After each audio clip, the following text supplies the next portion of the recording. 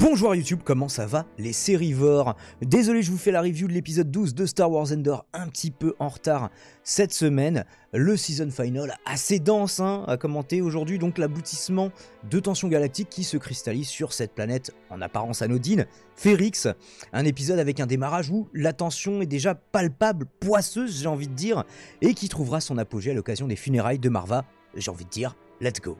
Et on débute par une ambiance crépusculaire sur Ferrix qui rappelle, dans son plan introductif, plus une Gotham City nimbée d'ombre et de vapeur qu'une ville typique Star Wars-esque. On a des Dramiro qui débarquent, escortés de deux Death Troopers, toujours assez classe avec leurs armures toutes noires et inquiétants parce que, encore moins que les autres Stormtroopers, ils sont pas là pour rigoler les mecs. C'est un petit peu l'élite de l'armée impériale, un petit peu comme la garde rouge pour l'empereur.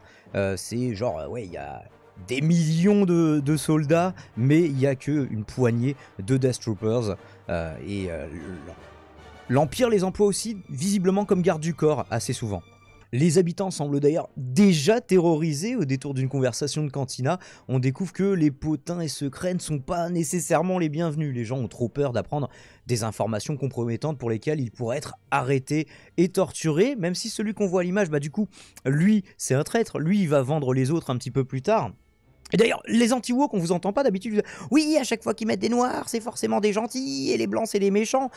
Il est blanc, le monsieur, pourtant, il est plutôt relativement la personne la plus détestable de cet épisode. En tout cas, parmi les habitants de Ferrix.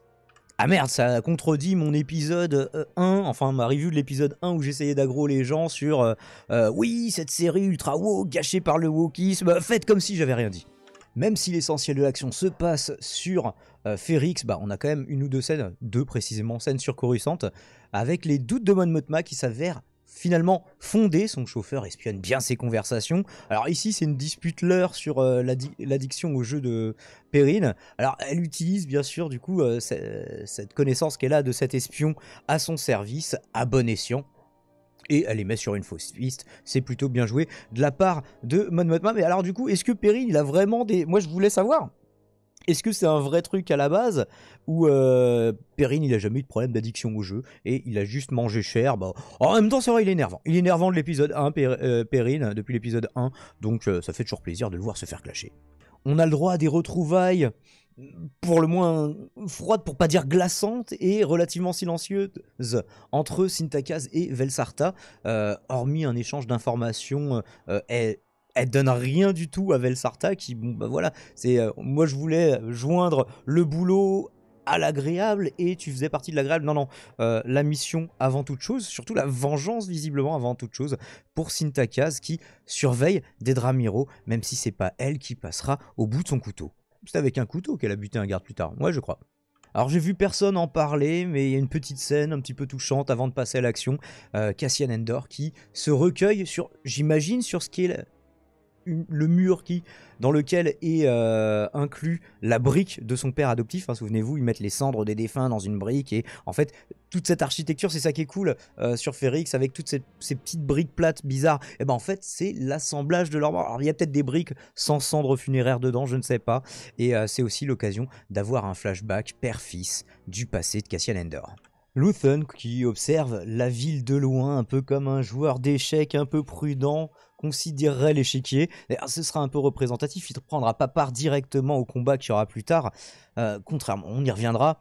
Et là, j'aime bien la composition du cadre ici, qui évoque un sombre tableau éclairé par les petites touches d'espoir apportées par le manifeste, dont on entend enfin quelques extraits plutôt cool. Bon, là, l'arrêt sur image, c'était plus pour l'image que pour le texte. La liberté est une idée pure. Ouais, je préférais le code site sur le coup, mais le reste de ce qu'on entend est plutôt sympa. J'aurais aimé en savoir plus. Là aussi, on a une photographie, alors plus que le cadre, on a une photographie intéressante avec l'éclairage unique de cette petite lampe à droite de l'écran qui vient éclairer toute la scène. Et la tyrannie qui demande un effort constant, justement, ça fait toujours partie du contenu du manifeste.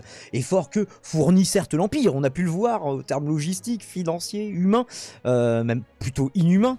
Et l'autorité qui est donc friable, qui peut être combattue par la somme des petits gestes de défiance collective et bien sûr par d'énormes sacrifices individuels de quelques personnes qui font ce choix. et donc Cassian un petit peu plus tard dans Rogue One. J'imagine que vous avez déjà vu Rogue One, ce n'est pas un spoiler. Déception de cet épisode à mon sens, hein, ça c'est pareil, j'ai entendu personne le noter, la mort de l'équipe de Krieger, qui avait pourtant bénéficié d'un build-up de 2 épisodes, souvenez-vous, est-ce qu'on va le faire là, Krieger, et finalement on a vu juste un hologramme de ce mec là, on l'aura jamais vu puisque finalement tout ça se fait hors champ, ça aurait pu justement être une bonne scène introductive, hors champ, et puis c'est expédié, voilà, en une conversation au QG de quelques dizaines de secondes. Dead Ramiro qui en l'apprenant semble aussi déçu que le spectateur pour des raisons évidemment différentes. Après que Cassian ait appris d'un mate les dernières paroles que Marva lui a adressées, et voilà tout ça, entre le livre audio, j'allais dire, le mec il est pas sur Audible, son manifeste, entre la brique de son père et les derniers mots de Marva, voilà, il a tout ce qu'il faut à présent pour le galvaniser. On retrouve Cyril Karn dans une conversation silencieuse, via un échange de casquettes dans le tramway avec son ancien sergent.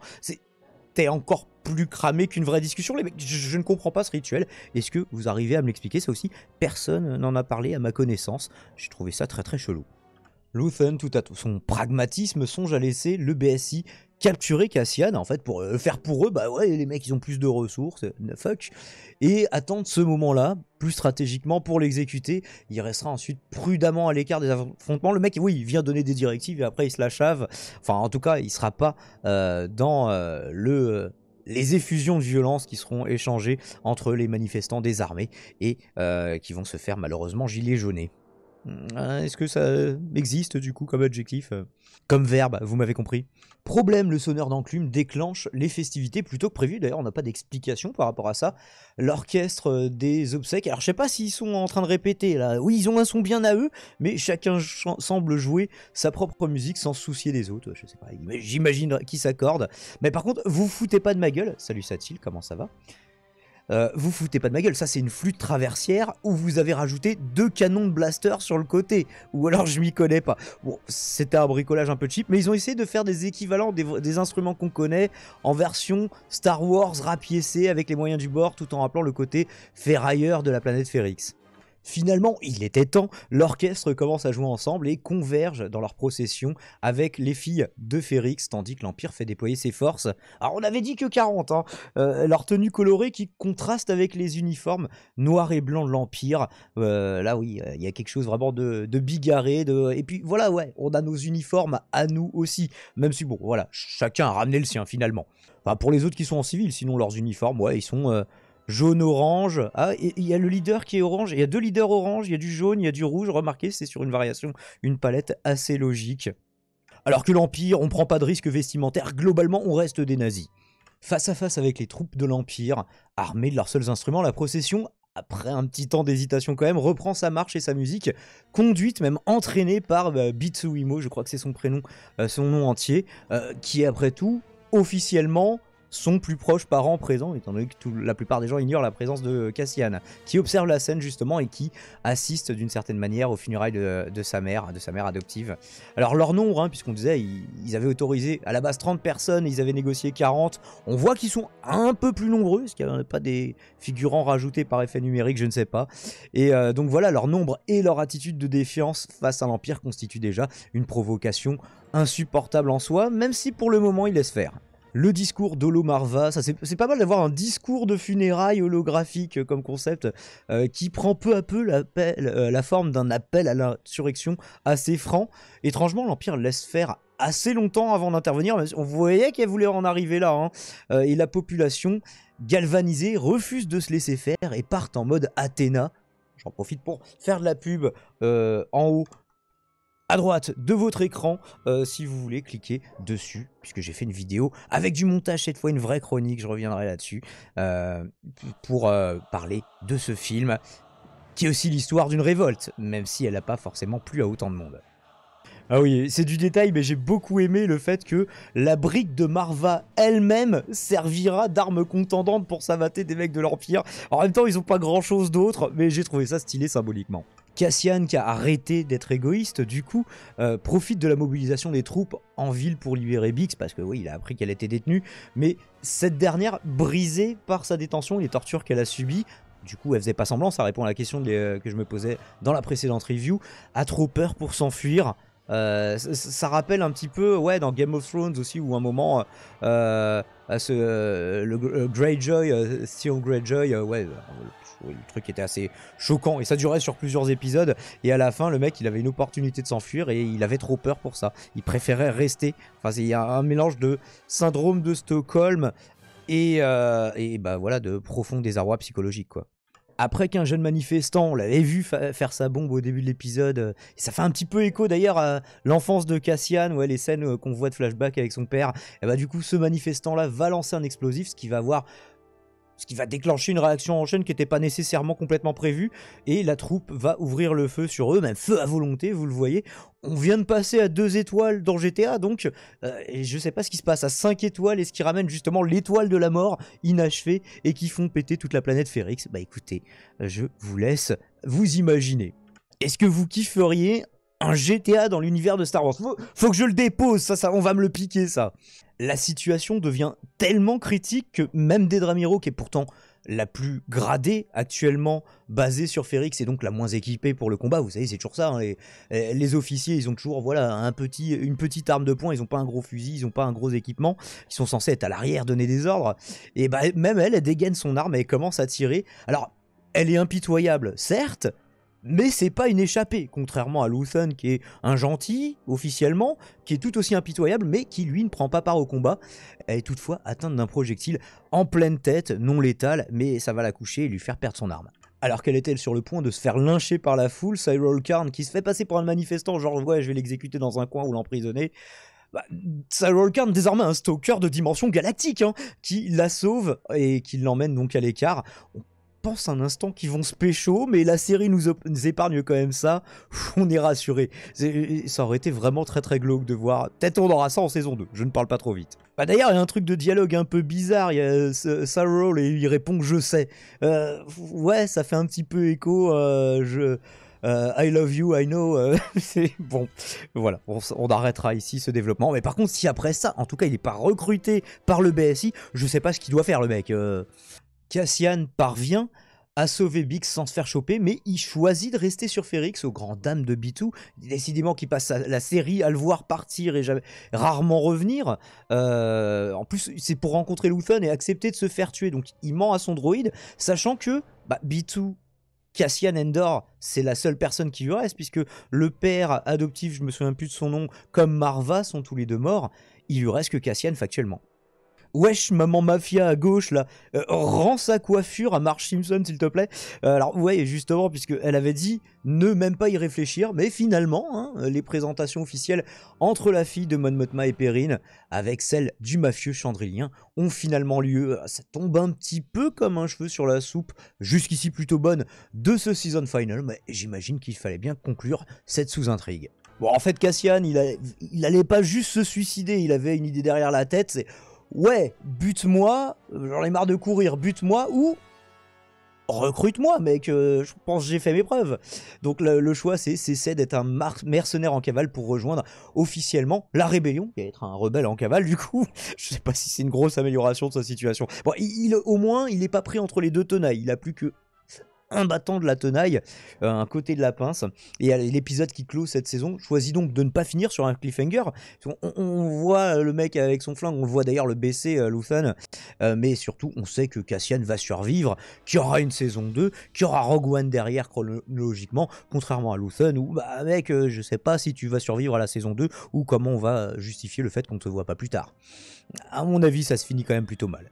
Mais bougez pas, il y a une scène post-générique qui nous montre, enfin, j'ai failli passer à côté d'ailleurs, qui nous montre enfin ce à quoi servaient les bidules qu'assemblaient les prisonniers sur Narkina 5, souvenez-vous. Ouais, je m'attendais à ce qu'on ait jamais de... Voilà, c'était juste quelque chose d'absurde. Quelque part, est-ce que ça vient pas amoindrir l'analyse sur le productivisme, tout ça qu'on avait fait sur les épisodes de la prison, je ne sais pas. Et en réalité, donc voilà, ces sortes d'araignées, je me demandais si c'était des mines à un moment, qui sont en réalité des sortes de connecteurs entre les milliers de panneaux qui sont assemblés pour alimenter le laser de la célèbre étoile de la mort. Alors le dézoom qui est plutôt impressionnant, c'est dommage qu'il se fasse par à coup. Alors il aurait pu se faire par à coup esthétiquement, mais ça dézoome très lentement, bim ça nous fait un à-coup, ça redézoome très lentement, bim ça nous refait un à-coup, et bah voilà, j'ai trouvé ça un petit peu dommage, même si bah voilà, le plan de fin est plutôt classe. On voit le truc, il va se télescoper genre ouais, un chantier naval de taille stellaire quoi, le truc est juste ouf visuellement quand on se représente la taille que ça doit faire. Bon, bah du coup... Conclusion, un très bon épisode, bien rythmé, hein, ce qui va pas forcément de soi dans Star Wars Endor, mais avec, pour ma part, 2 déceptions. La première, donc, d'avoir passé à la trappe l'opération de Krieger, l'opération suicide sans qu'il le sache. La seconde, bah, qu'on n'ait pas vraiment la fin de la révolte sur Ferrix. On a un plan, enfin, on a Cassian qui s'enfuit quand c'est le sbeul. Quand on revoit Ferrix, on a un plan donc sur un mec qui est assis par terre en train de teaser pour oublier ce qui vient de se passer, ce qui suggère que voilà, en tout cas momentanément la révolte a pris fin. Comment, dans quelles conditions, avec quelle réaction l'Empire, bah tout ça j'aimerais le savoir, et j'imagine qu'il faudra attendre la saison 2 pour le savoir. Dans l'ensemble, Star Wars Endor est une bonne série, pas exemple de défaut, mais avec un démarrage difficile pour ma part, surtout les épisodes 2, 3 et 5, où franchement c'était compliqué. Alors j'essaierai de vous faire une critique complète maintenant que la saison est achevée. Voilà, ça me demande du montage et je fais des lives radio libre assez régulièrement, donc c'est compliqué. J'essaye de vous sortir ça au plus vite.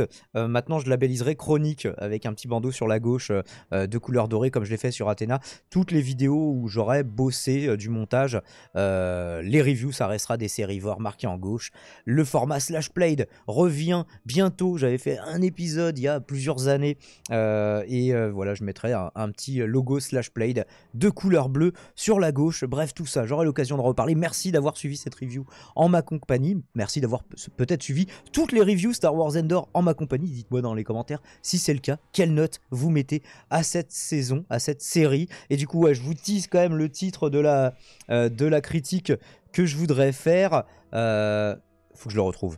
Star Wars, Disney n'ose pas assez ? Point d'exclamation pour attirer le chaland. Bref, ce sera le nom de ma chronique du coup. Restez connectés, stay tuned, activez la cloche, tout ça. Je vous dis à très vite. Je sais pas si ce sera pour une review ou pour cette vidéo. Merci d'avoir suivi du coup ce Serievore. Ciao, c'était Daimon.